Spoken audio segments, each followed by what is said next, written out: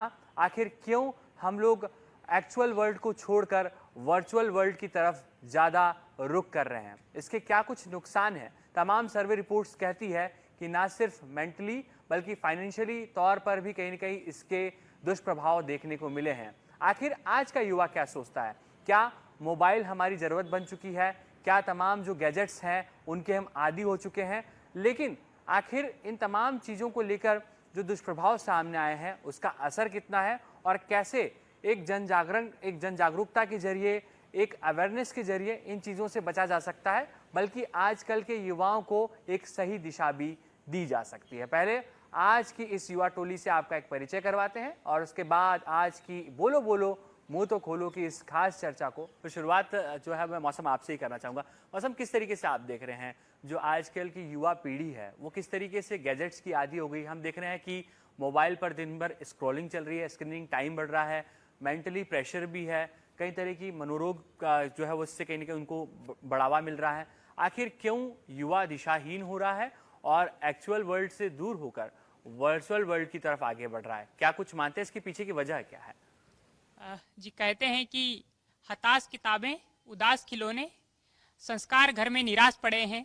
ये 4 इंच का मोबाइल तो बच्चों का सारा बचपन खा गया। तो वो समय जो हमें हमारे इतिहास का अध्ययन करने के लिए देना था, हमारे पूर्वजों को जानने के बारे में देना था, वो समय जो हमें गीता, रामायण और हमारी उस पूरी सनातन संस्कृति का अध्ययन करने में, संस्कार पाने में बिताना था, वह सारा समय सोशल मीडिया की गंदी गलियों में अपने पूर्वज ढूंढते हुए बिताया जा रहा है। तो हम कहें कि एक समय शराब पीना और अन्य तरह का नशा करना वो नशा होता था। आज के युग में जब आधुनिक युग बना तो मोबाइल और सोशल मीडिया मैं मानता हूँ कि सबसे बड़ा नशा है। और इस नशे ने न केवल एक पूरी युवा पीढ़ी की, एक पूरे बचपन की बुद्धि कुंद कर रखी है, बल्कि समाज के भीतर जो एक प्रकार का नकारात्मक वातावरण बन रहा है। घर का हम दृश्य देखें, एक कमरे में मम्मी इंस्टाग्राम चला रही है, दूसरे कमरे में पापा फेसबुक चला रहे हैं, तीसरे कमरे में दादा दादी बैठ करके यूट्यूब पर कुछ देख रहे हैं, तो स्वाभाविक सी बात है कि चौथे कमरे में बैठ करके बेटा टिकटॉक या स्नैपचैट चलाएगा। तो परिवार के घर का वातावरण भी पूरी तरह से वर्चुअल होता जा रहा है। और वर्चुअल जब जितना वातावरण होगा, बच्चे जितना स्क्रीन टाइम पर मोबाइल बिताएंगे, वो यथार्थ की दुनिया से, संवेदना की दुनिया से, ज्ञान की दुनिया से और एक प्रकार से कहें कि जो एक अटैचमेंट होता है पूरे परिवार के साथ, दोस्तों के साथ, उससे दूर होते जाएंगे। और उसका नुकसान कहीं ना कहीं बच्चे के, एक युवा के व्यवहार में भी झलकेगा। चलिए सावन, क्या मानते हैं आप, क्यों इतना जो है वो मोबाइल पर जिंदगी बीत रही है, युवा अपनों से दूर होते जा रहा है? और हम लोग कहते थे कि एक दौर वो था जब हम लोग परिवार में बैठ के बातचीत करते थे, वो समय अब चले गया है और उसके दुष्प्रभाव ज़्यादा देखने को मिल रहे हैं। हम लोग ये नहीं कहते हैं कि ये जो टेक्नोलॉजी है इसका कोई सकारात्मक असर नहीं होता है, बहुत फायदे भी हैं, लेकिन इसके बावजूद एक दूसरा जो पक्ष है वो कहीं ना कहीं भारी पड़ रहा है, वो है नकारात्मकता और इसके दुष्परिणाम।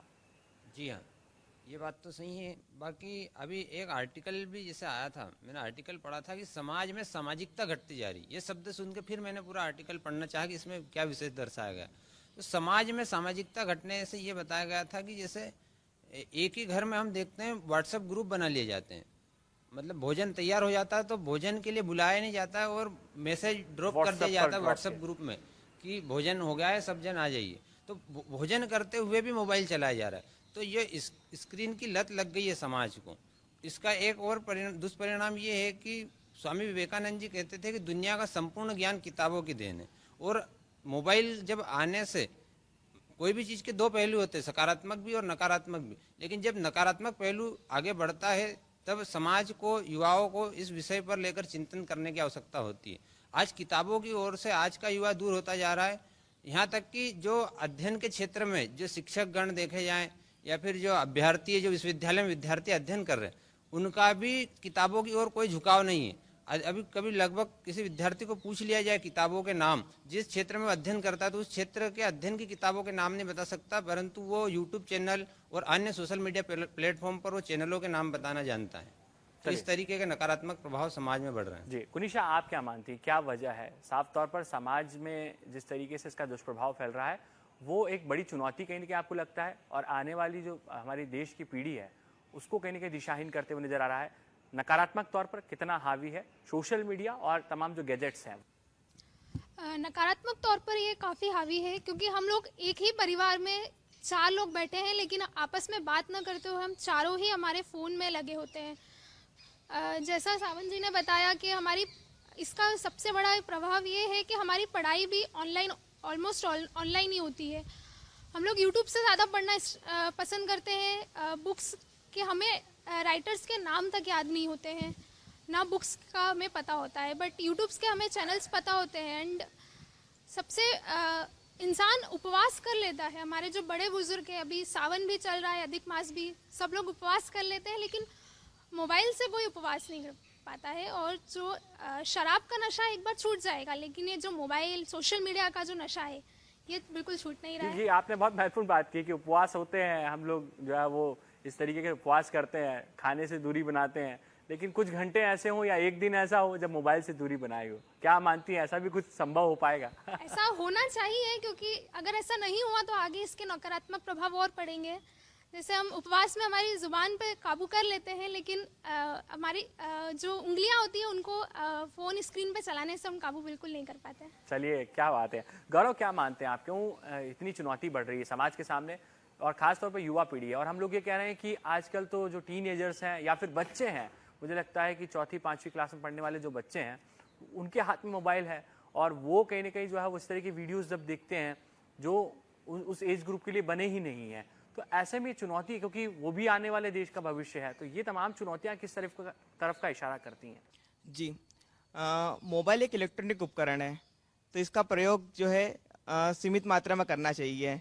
यदि आपने बोला कि 5वीं 8वीं के बच्चे जो ऐसी वीडियो है जो उनको नहीं देखना चाहिए, फिर भी देखे जा रहे हैं, अब उसके अंदर एक चेतावनी आती है कि केवल 18 वर्षीय व्यक्ति ही देख सकता है, परंतु उसके अंदर कोई आधार कार्ड नहीं मांगा जाता, कोई मार्कशीट नहीं मांगी जाती। वो बच्चा वहाँ क्लिक करता है कि मैं 18 वर्षीय हूँ और वो वीडियो देखने के लिए एलिजिबल हो जाता है। परंतु ऐसी वीडियो उसके लिए हानिकारक भी है।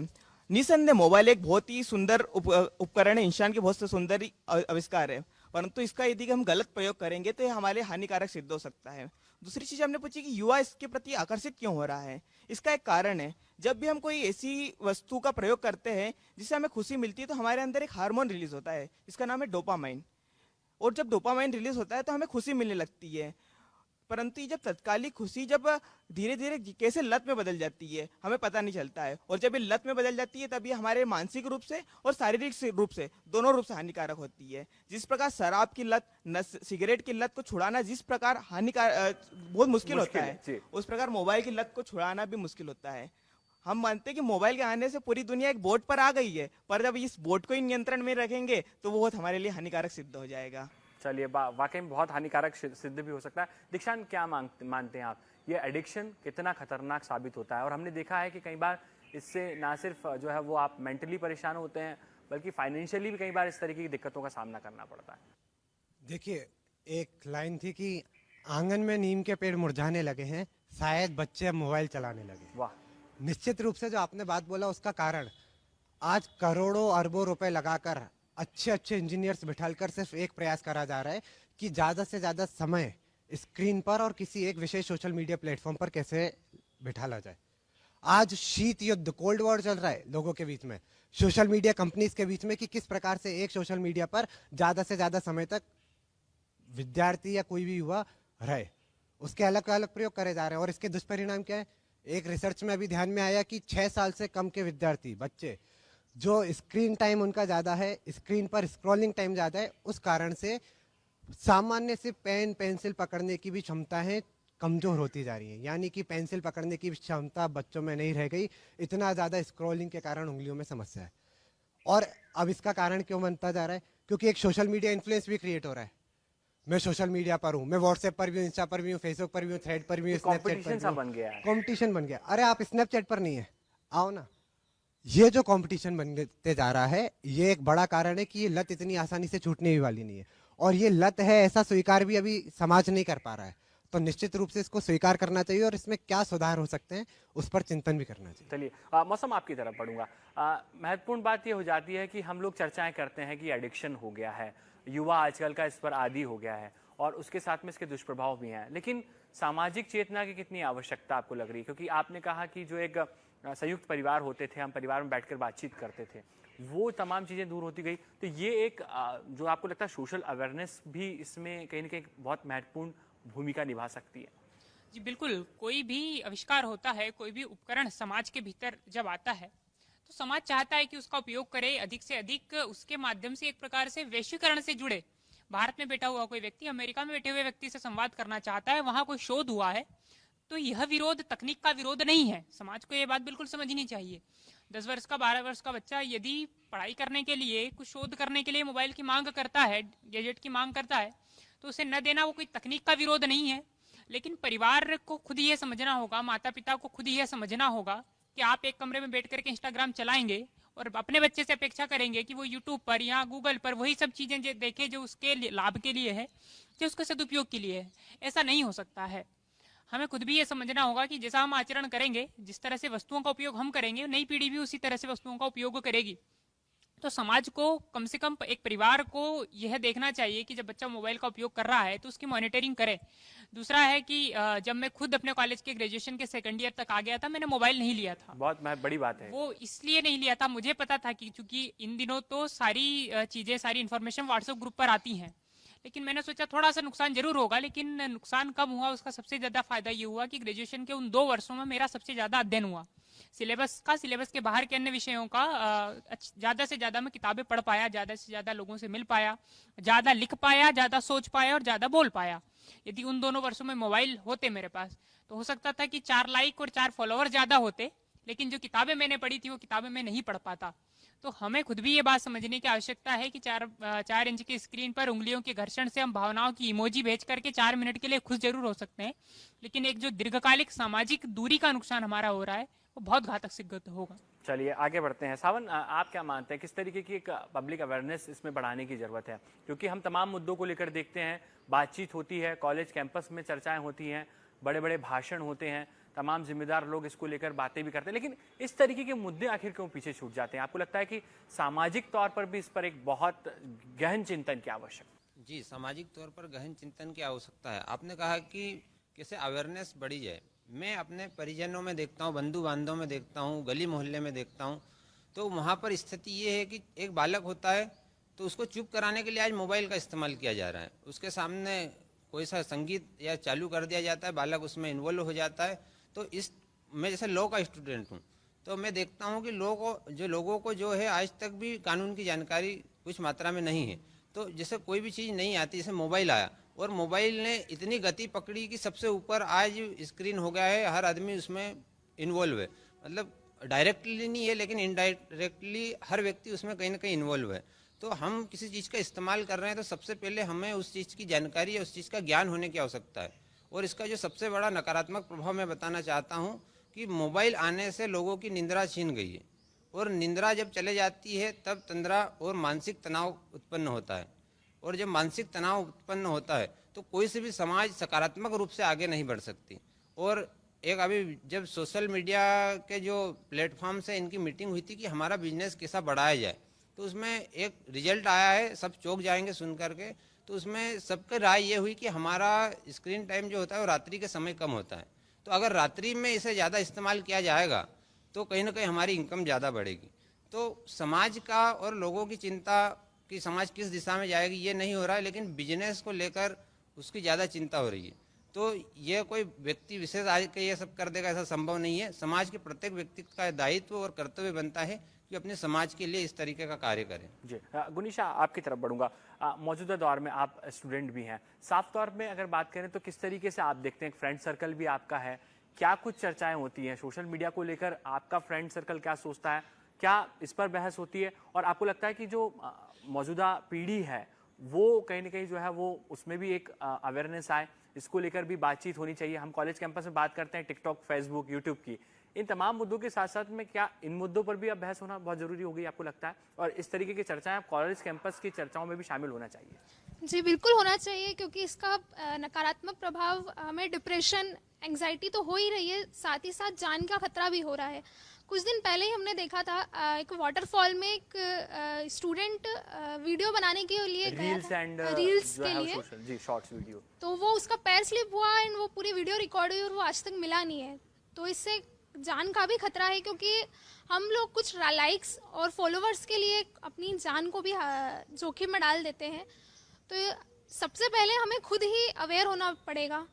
हमें कुछ जैसे मैंने उपवास का बात किया था, हमें ऐसे ही कहीं हम लोग घूमने जाते हैं, हम लोग सबसे पहले वहाँ देखते हैं कि वाईफाई है या नहीं, इंटरनेट है या नहीं। हमें ऐसी जगह जाना चाहिए जहाँ नेटवर्क ना हो, तो हम हमारा फ़ोन का यूज़ भी कम करेंगे। और हम लोग प्रकृति से बिल्कुल ही दूर जा रहे हैं, जी तो हमें प्रकृति के करीब आने के लिए हमें हमारे फ़ोन को दूर रखना होगा। हम लोग पहले जो बच्चे खेलते थे, आज वो खेलते नहीं है, गार्डन भी सूने पड़े हैं, बिल्कुल वो सिर्फ अपने फ़ोन में यूट्यूब से चला रहे हैं। और जो 1-2 साल के बच्चे हैं वो खाना नहीं खाते हैं, तो उनके पेरेंट्स उन्हें फ़ोन में यूट्यूब पे वीडियोस चला देते हैं। तो ये बिल्कुल ही रोकना चाहिए, और सबसे पहले हमें खुद अवेयर होना पड़ेगा।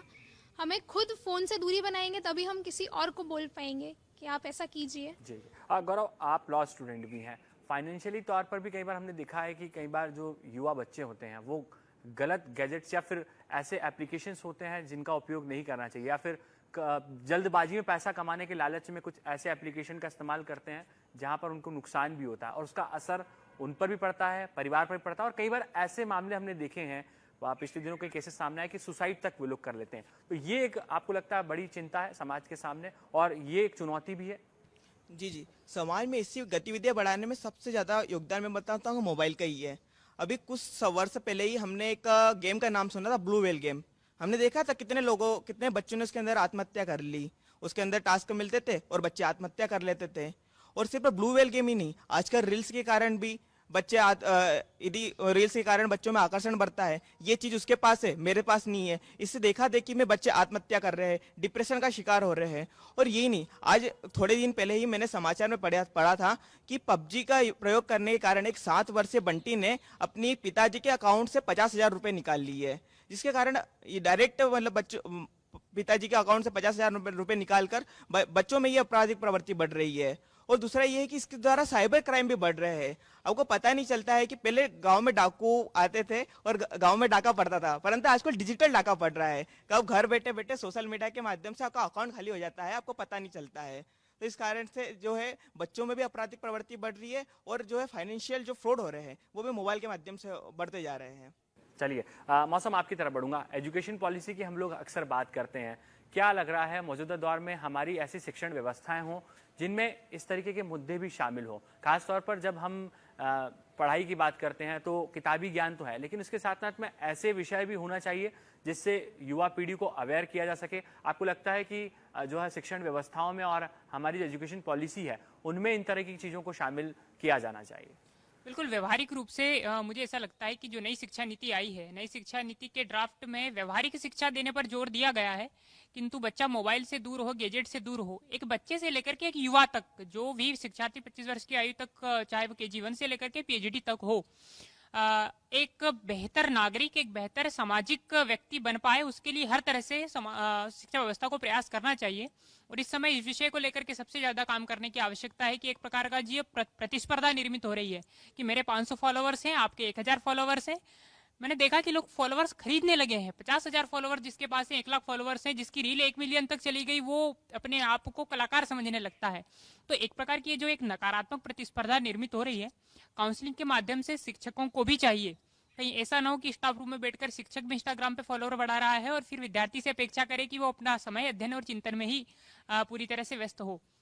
तो ये नहीं हो सकता है। शिक्षकों को भी इस माध्यम से बच्चों की काउंसलिंग करनी चाहिए कि ये जो प्रतिस्पर्धा निर्मित हो रही है वो प्रतिस्पर्धा क्षणिक प्रतिस्पर्धा है।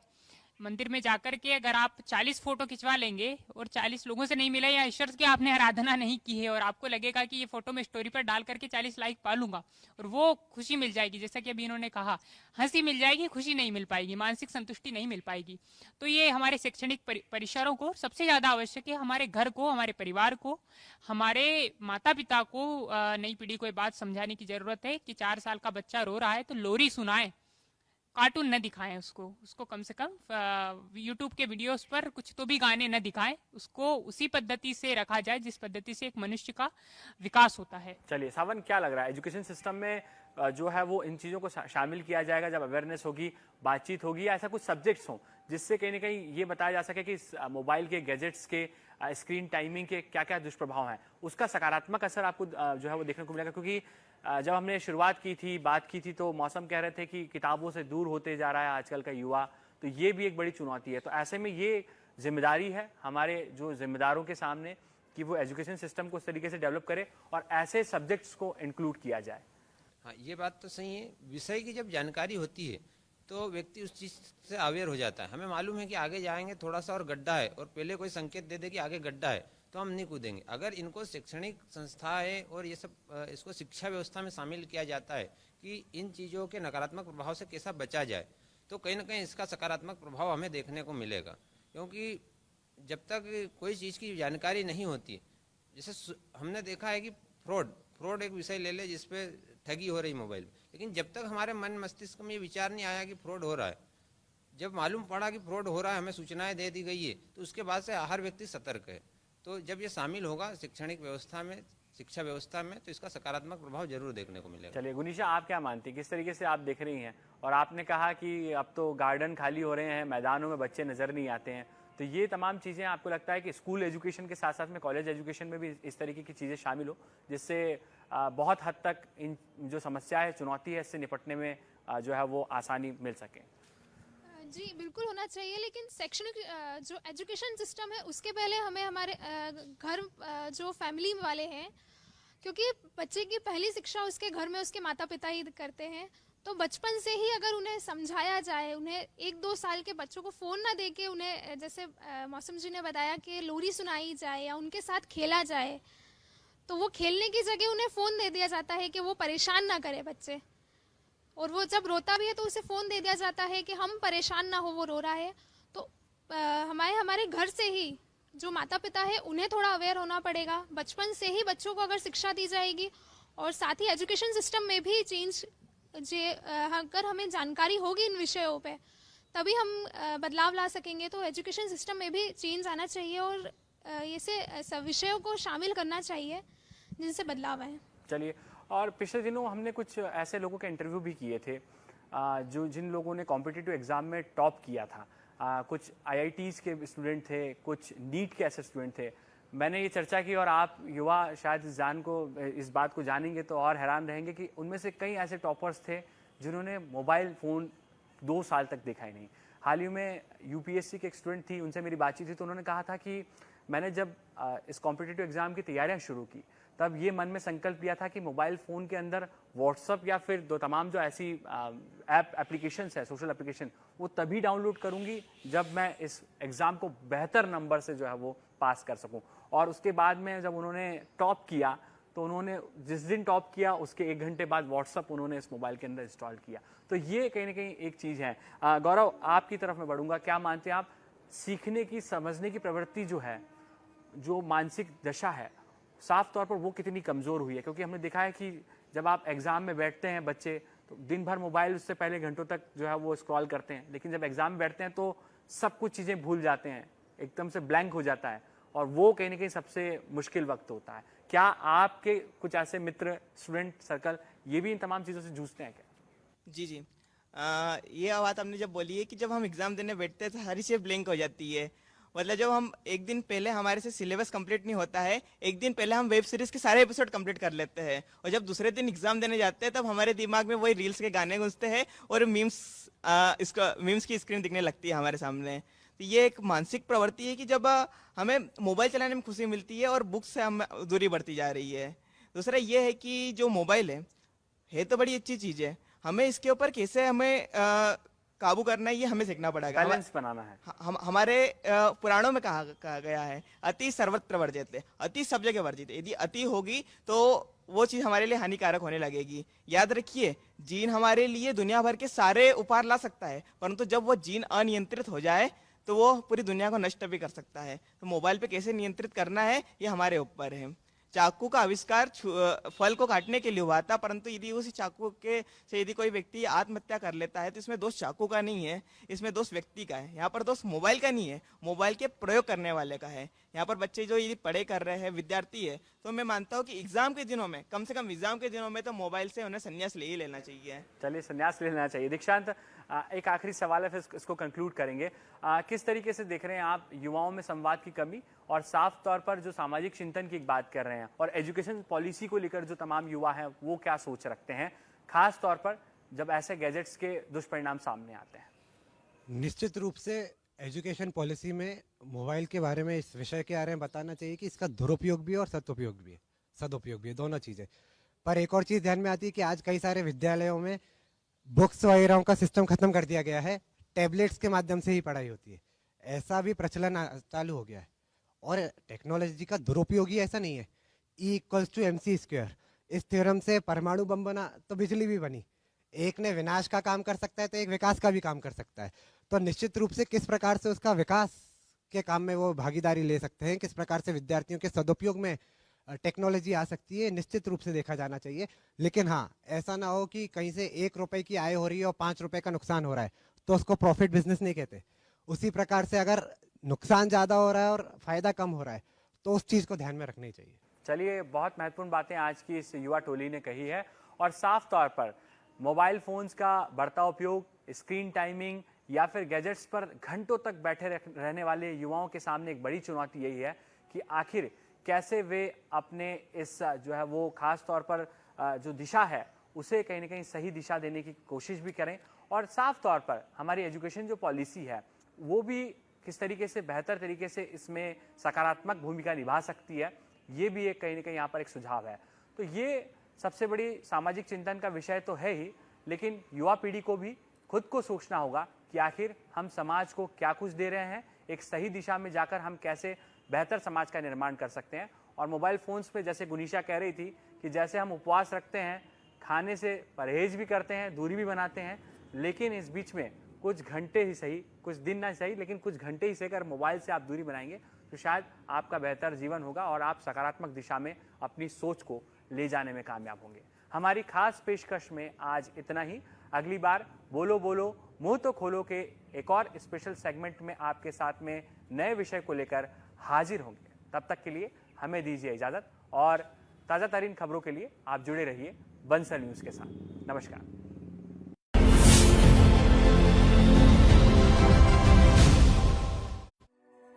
My Highness says, when you want to ride, don't ride to escape life. Ride so that life doesn't escape you. Hold on to that sound. Hold on.